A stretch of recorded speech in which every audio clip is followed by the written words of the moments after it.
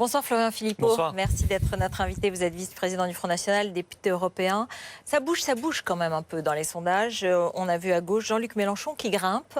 Est-ce qu'il n'empiète pas un peu sur votre électorat? Je pense que dans votre programme, maintien de la retraite à 60 ans, les petites retraites, les petits salaires, etc., peut-être qu'il y a des électeurs des couches populaires de Jean-Luc Mélenchon qui peuvent y trouver leur compte et grignoter quelques petits pourcentages? Non, je pense que Jean-Luc Mélenchon bénéficie surtout de la faiblesse de Benoît Hamon, en réalité, de la très grande faiblesse. Et vous savez, les gens regardent la globalité, la cohérence globale d'un programme.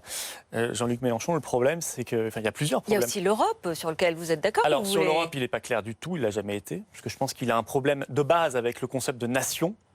Alors que nous sommes très favorables à la nation, au patriotisme. Après son programme, si vous voulez, moi j'ai regardé un peu dans le détail, c'est 100 milliards d'euros d'impôts de plus en 5 ans. Un taux de prélèvement obligatoire qui augmente de 5 points en 5 ans. Je veux dire, c'est pas possible, c'est absolument impossible pour les classes populaires, pour les classes moyennes. Et puis, on voit bien un angélisme total qui continue sur les questions de sécurité et d'immigration, puisqu'il est pour la régularisation de tous les clandestins, l'absence de frontières, l'accueil de tout le monde, l'insécurité, ça n'existe pas. Enfin, je pense que tout cela, ça pose un énorme problème aussi, notamment pour un électorat populaire qui peut être le premier à souffrir des impôts et de l'insécurité. Les impôts, on va en reparler dans un instant. François Fillon, lui, il pense que son destin est encore possible, son destin de président, et ses proches disent qu'il y a un vote caché, qu'il peut encore gagner, et il remonte légèrement. Est-ce que c'est possible? Vous vous adressez peut-être pas beaucoup à ces électeurs, puisque votre programme, et je le répète un peu, votre programme économique était quand même orienté vers les plus démunis, les petites retraites, les petits salaires, la sortie de l'euro évidemment, qui peut inquiéter peut-être les électeurs de François Fillon, et donc lui laisser quand même son espace. De toute façon, nous n'irons jamais sur le programme économique de M. Fillon, qui est une horreur. Nous ne proposerons jamais la destruction de la sécurité sociale, l'augmentation de la TVA, la suppression de l'ISF, la suppression de 500 000 fonctionnaires et donc des services publics dans la ruralité. Jamais nous n'irons sur ce programme. On lui laisse bien volontiers et on préfère nettement le nôtre. Maintenant, sur les questions d'immigration et de sécurité, je pense que les Français ont compris que François Fillon, c'est de l'enfumage. Il a été Premier ministre pendant 5 ans. Il a fait entrer 200 000 personnes, 200 000 étrangers légalement chaque année. C'était un record de la Ve République. Il peut encore être deuxième pour vous, et vous connaissez bien les études. Non, mais il n'a pas respecté la laïcité, il a maintenu Schengen, il a continué de négocier avec la Turquie pour l'entrée dans l'Union européenne. Enfin bref, c'est un enfumeur total sur les questions et un laxiste sur les questions du communautarisme et de l'immigration. Est-ce qu'il peut être deuxième? Pourquoi pas? Moi, je ne parle pas avant que les Français, évidemment, ce sont les Français qui sont maîtres dans cette élection. Et est-ce qu'il peut être devant M. Macron? Pourquoi pas? Oui. C'est pas du tout impossible. Ou devant vous, puisque les sondages aujourd'hui donnent soit Marine Le Pen, soit Emmanuel Macron en tête. Et plus souvent, ces derniers temps, Emmanuel Macron en tête. Ça dépend des instituts, mais je pense que nous serons... là aussi, je ne parlerai pas avant les Français, c'est eux qui décident. Mais moi, je sens sur le terrain une très très forte dynamique pour Marine Le Pen. Plutôt une stabilité, évidemment, très haute, mais une stabilité. Niveau. On en parlait tout à l'heure. Moi, j'ai l'impression... On n'a pas l'impression que ça s'élargit, on a l'impression que c'est stable. Vous savez, ce sont des sondages et on est très haut, et je pense qu'on sera encore plus haut le jour J. Mais j'ai l'impression que M. Macron, c'est très artificiel, c'est très médiatique, c'est très showbiz, c'est un vote un peu à la mode dans les hautes sphères, mais est-ce que ça veut dire qu'il y a une réalité populaire? Honnêtement, je ne pense pas. On voit bien d'ailleurs que son électorat, il n'est pas très sûr, il hésite. Pourquoi? Parce que déjà, M. Macron ne présente pas de programme très clair. On sait ce qu'il veut, hein. Il veut plus d'Union européenne, plus d'immigration.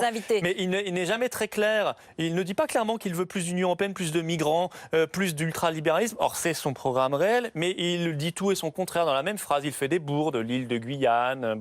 Et tout ça, je pense que ça ne donne pas confiance. Florian Philippot, selon un sondage IFOP pour Le Figaro réalisé mi-mars, ceux qui souhaitent un retour aux France sont très minoritaires. 28% des Français.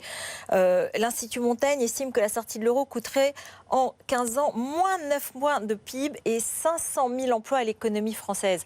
Ça bloque. Ça bloque. Il y a une véritable réticence des Français quand même à cette partie. Pour de votre l'information programme de tous, je pense qu'il faut arrêter de citer des instituts sans dire ce que c'est.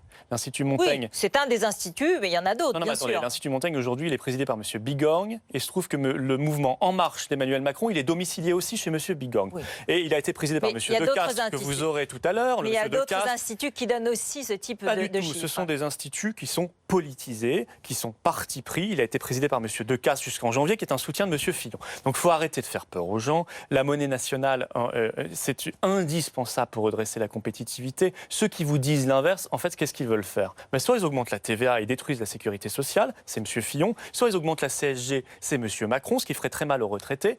Mais la Banque de France émet aussi des réserves, beaucoup d'acteurs économiques, beaucoup d'investisseurs. Ils refusent. Ils sont même parfois pas impliqués dans la politique française directement. C'est ce qu'on appelle le projet peur, vous voyez. Les mêmes. Oui, mais votre réponse sur le projet peur, ça ne suffit pas. Non. Pour dire que vous voulez faire peur, mais ça ne suffit pas. Mais c'est exactement le rôle des médias et de ces instituts bidons, c'est de faire peur comme ils ont fait peur avant le Brexit, en disant, moi je me souviens, je vais citer une donnée très précise. Le Trésor britannique dit, le vote du Brexit va entraîner une récession en 2016 au Royaume-Uni.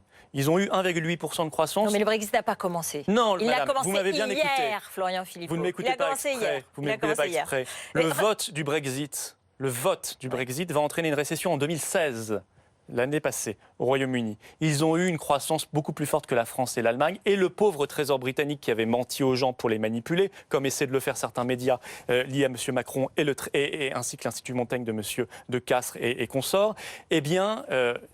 le Trésor britannique a dû venir s'excuser devant les Britanniques en disant « on s'est trompé ». Non, ils ne se sont pas trompés, ils ont voulu tromper les électeurs. On verra aujourd'hui Theresa May est dans une forme de chantage avec l'Union européenne pour avoir les meilleures conditions pour sortir, parce qu'elle est un petit peu inquiète. Parce qu'elle est un peu inquiète. Je ne crois pas qu'elle soit inquiète. Elle a dit quelque chose hier, vous voyez, quand elle signait l'article 50. Elle a fait du chantage à la sécurité. Elle a bien raison. Il faut défendre les intérêts nationaux. Oui. Et on lui a mis face à elle le plus européiste de tous, qui s'appelle M. Verhofstadt, qui s'est donné pour mission de faire souffrir les Britanniques. Ça démontre quand même l'état d'esprit de cette Union européenne totalitaire. Eh bien, le Royaume-Uni, demain, je vous donne quelques exemples. Madame May a dit on va diviser par 3 l'immigration légale. Ils ne pouvaient pas le faire hier, ils pourront le faire demain. On va faire du patriotisme économique. Ils n'avaient pas le droit de le faire hier, ils pourront le faire demain. On va, par exemple... Ils n'étaient pas dans la zone euro, ils avaient déjà la possibilité de faire beaucoup de choses. Non, le patriotisme économique, c'était interdit. Ils n'avaient pas le droit de donner une priorité au Made in Grande-Bretagne ou Made in Royaume-Uni. C'était interdit. Eh bien maintenant, ils auront le droit de le faire. De même qu'ils ne pouvaient pas réguler l'immigration, ils pourront le faire demain. Ils veulent diviser par 3 l'immigration. Elle a dit on va négocier nous-mêmes nos accords commerciaux. Avant, c'était Bruxelles. Maintenant, ils pourront le faire et donc défendre les intérêts britanniques. J'ai bien entendu. Je pense que cette liberté, elle n'a pas de prix, vous voyez. Et elle a dit on va reprendre le contrôle des choses. Voilà, on va reprendre le contrôle des choses. C'est, à mon avis, une formule qui résume tout. Florian Philippot, Marine Le Pen a menacé de porter plainte contre nos confrères du Monde. Est-ce qu'elle l'a fait ?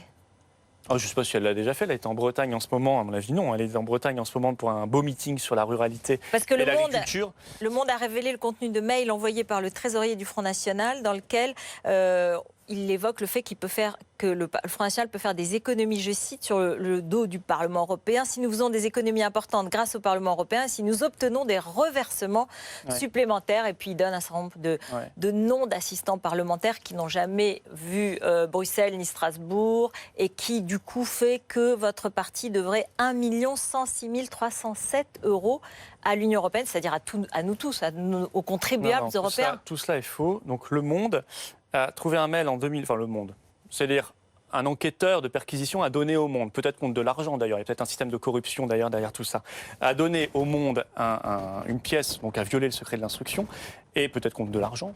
Et il se trouve que notre trésorier dit oui, grâce au bon score aux européennes, nous allons faire des économies. Oui, bien sûr. Parce que par exemple, moi j'étais salarié du Front National.